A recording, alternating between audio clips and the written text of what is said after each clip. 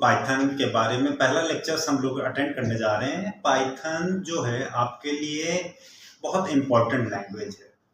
आपके इसमें जो स्कूल के सिलेबस में है वो भी आप लोगों के सिलेबस में डाल दी गई है। सीबीएसई बोर्ड के 12th में भी आपका पाइथन बहुत इम्पोर्टेंट कर दिया गया है। प्लस आप लोगों का एक ऑनलाइन एग्जाम होता है जिसके अकॉर्डिंग आप लोगों को एक मार्कशीट मिलती है जिसे ओ लेवल कहते हैं।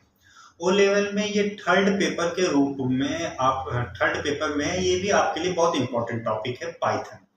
जिस पाइथन के मैं डिस्कस करने जा रहा हूँ वो 12th क्लास के स्टूडेंट भी डिस्कस कर सकते हैं, उसके अच्छे से वीडियो देख सकते हैं। और प्लस अगर आप लोग 12th क्लास का जो स्टूडेंट्स है वो तो अपना कंटेंट्स के हिसाब से सारी चीज़ें कवर कर सकता है, और जो ओ लेवल के स्टूडेंट्स या ओ लेवल कर रहे हैं उनके लिए भी बहुत इंपॉर्टेंट है।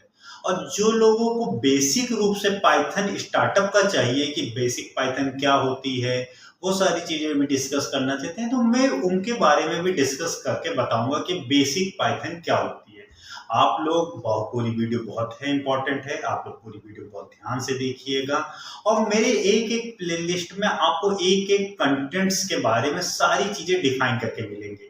अगर आपको किसी भी कंटेंट्स में डिस्कस टॉपिक में प्रॉब्लम्स हो रही है तो आप कमेंट्स के द्वारा मुझसे आप डिस्कस कर सकते हैं। मैं उससे रिलेटेड दोबारा वीडियो बना दूंगा और उस टॉपिक को मैं और अच्छे से समझाने की कोशिश करूंगा आपको। और प्लीज मेरे वीडियो को आप सब्सक्राइब कर दीजिए और बेल आइकन पे जरूर क्लिक कर दीजिए। ओके, चलिए मैं आप लोगों को डिस्कस करता हूँ समय ना खराब करते हुए। सबसे पहले हम लोग जानते हैं पाइथन है क्या। पाइथन जो है एक तरह की लैंग्वेज है। लैंग्वेज का मतलब भाषा। अब अगर आपको किसी भी से कम्युनिकेट करना होता है, किसी से बातचीत करनी होती है, तो आपको भाषा की माध्यम की जरूरत जरूर पड़ती है। अगर आप किसी को अपनी बातों को शेयर करना चाहते हो तो उसके लिए आपको एक भाषा की जरूरत पड़ती है। जैसे अगर हम लोग आपस में ही कम्युनिकेट करते हैं किसी थर्ड पर्सन या किसी पर्सन से, तो हमें उसे अपनी बातों को समझाने के लिए भाषा की जरूरत पड़ती है। उसी तरह अगर आपको कंप्यूटर को कुछ भी समझाना है कि मुझे ये काम करके दो या मुझे ये चीज करनी है, जैसे आप लोगों का आज का एआई टूल्स है, चैट जीपीटी से आप जैसे बोलते हो वही कंटेंट्स आपके लिए तैयार कर देता है। वो किसके हेल्प के थ्रू? कम्युनिकेशन लैंग्वेज के थ्रू।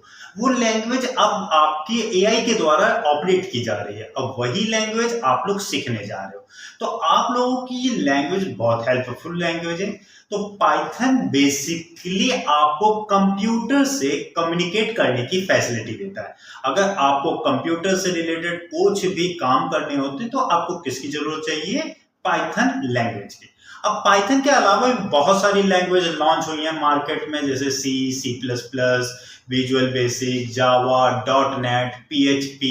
ये सब भी लैंग्वेज जो हैं ये भी प्रोग्रामिंग लैंग्वेज है जो आपकी हेल्प करती हैं सॉफ्टवेयर डेवलप करने, वेब डेवलप करने के लिए, ऐप डेवलप करने के लिए। बेसिकली इस समय की जो लेटेस्ट लैंग्वेज है पाइथन के बारे में देखिए मैंने लिखा हुआ है to develop the software and programmer. अगर आपको कोई सॉफ्टवेयर या प्रोग्राम डेवलप करना होता है तो हमें एक कुछ टूल्स की जरूरत पड़ती है जो प्रोग्रामिंग लैंग्वेज, जैसे कंप्यूटर लैंग्वेज की। अब कंप्यूटर लैंग्वेज को अगर हम लोग डिवाइड करते हैं तो कंप्यूटर लैंग्वेज जो है वो 3 पार्ट्स में डिवाइड की गई है। Low level language, mid level language और high level language. Low level language को जो पार्टिसिपेट किया गया है वो 2 तरह के में, मशीन लैंग्वेज और असेंबली लैंग्वेज में आप लोगों को डिवाइड किया गया है। अब मैं आप लोगों को ये भी बता देता हूं कि बहुत सारी बुकें आप पढ़ोगे तो कंप्यूटर लैंग्वेज में आपको 2 ही लैंग्वेज मिलेंगी, लो एंड हाई। लेकिन अगर आप बहुत सारी ऐसी भी इंडियन राइटर्स की मैंने बुकें पढ़ी हुई हैं जहां पे कंप्यूटर लैंग्वेज को उन्होंने 3 पार्ट्स में डिवाइड किया है, लो, मिड और हाई लेवल लैंग्वेज। तो मैं इन सारी लैंग्वेज के बारे में आप लोगों को डिस्कस करता हूं। पहले मैं पढ़ाता हूं आप लोगों को लो level language. Low level language जो थी, जो लिखी जाती थी वो हार्डवेयर डिपेंडेंट लैंग्वेज की। हार्डवेयर डिपेंडेंट का मतलब वो हार्डवेयर पर पूरी डिपेंड रहती थी। मतलब उस समय जब कंप्यूटर बनाए गए थे तो उसमें जो मदरबोर्ड था, रैम था, एक कॉन्फ़िगर जो थी वो फिक्स कॉन्फ़िगर थी। उसी कॉन्फ़िगर पे ही वो प्रोग्रामिंग लैंग्वेज वर्क करती थी। अदरवाइज अगर हम कोई और अगर उसका हार्डवेयर नया इवेंट करते थे या बढ़ाते या घटाते थे तो वो प्रोग्रामिंग लैंग्वेज हमारी वर्क नहीं करती थी। इसीलिए इसे हार्डवेयर डिपेंडेंट लैंग्वेज कहा गया है। Can control hardware parts of the computer, हम इसके द्वारा हार्डवेयर पार्ट्स भी कंट्रोल कर सकते थे, हार्डवेयर पार्ट भी कंट्रोल कर सकते थे। डिफिकल्ट टू लर्न, ये लैंग्वेज जो थी बहुत डिफिकल्ट थी सीखने में। क्यों डिफिकल्ट थी?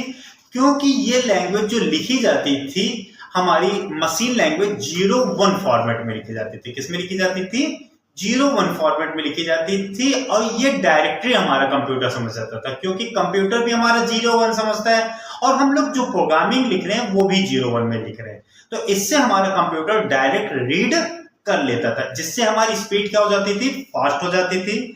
वेरी डिफिकल्ट, बहुत डिफिकल्ट थी, क्योंकि 0-1 में अगर आप कोडिंग लिख रहे हो तो आपके लिए मालूम होगा बहुत डिफिकल्ट लैंग्वेज है और एरर आने के चांसेस भी बहुत ज्यादा थे। तो इसी के बाद सेकंड जनरेशन आई। सेकंड जनरेशन में जो लैंग्वेज यूज की गई वो असेंबली लैंग्वेज यूज की गई, वो भी लो लेवल लैंग्वेज में ही रखी गई। असेंबली लैंग्वेज जो थी ये कोड के फॉर्मेट में लिखी जाती थी। ये कंप्यूटर डायरेक्ट रीड नहीं कर पाता था। कंप्यूटर स्लो स्पीड थी, इजी टू लर्न थी और एरर आने के चांसेस बहुत कम हो गए थे। हाँ, लो लेवल लैंग्वेज के बारे में हमने डिस्कस किया। अब इसके बाद हम लोग डिस्कस करते हैं high level language. High level language जो थी वो इंग्लिश लाइक वर्ड में लिखी जाती थी, हार्डवेयर इंडिपेंडेंट थी, मतलब ये किसी तरह के भी आप कंप्यूटर में एग्जीक्यूट करते थे बहुत आसानी से। आजकल जैसे 1 GB के भी कंप्यूटर चल रहे हैं, 2 GB के भी कंप्यूटर चल रहे हैं, i3 भी चल रहा है, i5 भी चल रहा है, तो हर तरह के कंप्यूटर में ये प्रोग्रामिंग लैंग्वेज रन कर जाती थी। इसके द्वारा हार्डवेयर पार्ट कंट्रोल नहीं किए जा सकते थे, लेकिन ये बहुत आसान लैंग्वेज थी क्योंकि आपकी भाषा में थी ये लैंग्वेज। इंग्लिश भाषा में हम लोग प्रोग्रामिंग लिखते थे तो ये बहुत आसानी से सीखी जा सकती थी। एरर आने के चांसेस बहुत कम हो गए थे। कंप्यूटर डायरेक्ट रीड नहीं कर पाता था, क्योंकि कंप्यूटर जो समझता था 0-1 लैंग्वेज समझता था और हम लोग जो प्रोग्रामिंग लिखते थे इंग्लिश लाइक वर्ड में। तो इसको कंप्यूटर में समझाने के लिए हमें कुछ ट्रांसलेटर की जरूरत पड़ती है, जो मैं नेक्स्ट प्लेलिस्ट में आप लोगों को अच्छे से डिफाइन करूंगा। स्पीड इज लेस, इससे हमारी कंप्यूटर की स्पीड क्या हो जाती थी? लेस हो जाती थी, जिससे हमारी कंप्यूटर को ट्रांसलेटर को कन्वर्ट करने की रिक्वायरमेंट पड़ती थी।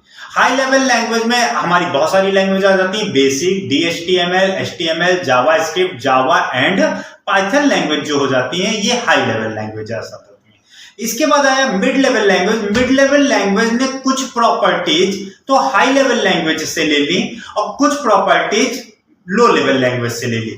इसने एक प्रॉपर्टी जो उठाई लो लेवल लैंग्वेज से उठाई, can control the hardware part of the computer, इसीलिए इसे मिड लेवल लैंग्वेज, और सारी प्रॉपर्टी इसकी हाई लेवल लैंग्वेज से रिलेटेड है। इसके अंदर जो लैंग्वेज आ जाती है C एंड C++ आ जाती है। अगर आपको इस वीडियो को ये लेक्चर समझ में आया है तो आप हमारी वीडियो को सब्सक्राइब करिए, बेल आइकन पे क्लिक करिए और मैं आगे आपको इसके नेक्स्ट टॉपिक के बारे में डिस्कस करूंगा, ट्रांसलेटर। ओके।